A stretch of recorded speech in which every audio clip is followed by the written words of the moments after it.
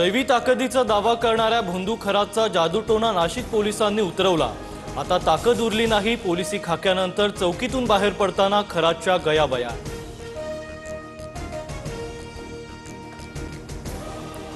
स्वतःला देव सांगणारा खरात पोलिसांच्या गाडीतून तोंड लपवत गेला। शक्तीच्या गोळ्या देणारा ढोंगीच पोलिसांच्या प्रसादानंतर शक्तिहीन। नाशिक जिल्हा कायद्याचा बालेकिल्ला मग ताकद मिळाली।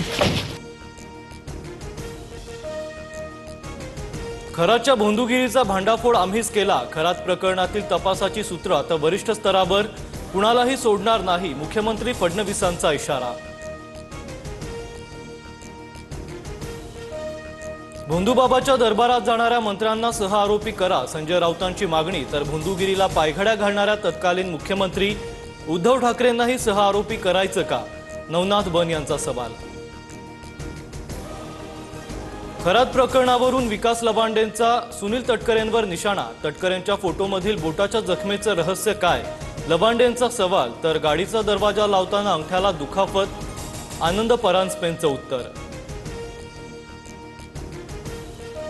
नाशिकचा हर्षवर्धन सदगीर 68व्या महाराष्ट्र केसरी स्पर्धेचा विजेता।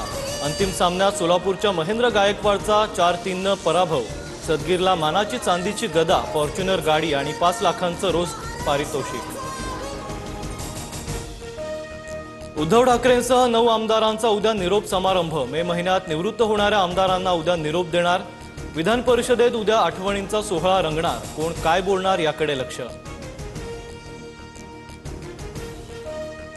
ठाकरेंच्या सेनेच्या खासदारांची मातोश्रीवर 2 तास बैठक। उद्धव ठाकरेंकडून खासदारांना मार्गदर्शन। ठाकरेंचे खासदार शिंदेंच्या सेनेत जाणार अशा चर्चा असताना बैठकीला महत्त्व।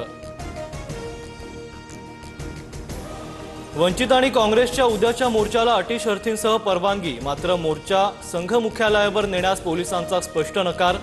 फक्त संविधान चौकापर्यंतच मोर्चाला परवानगी।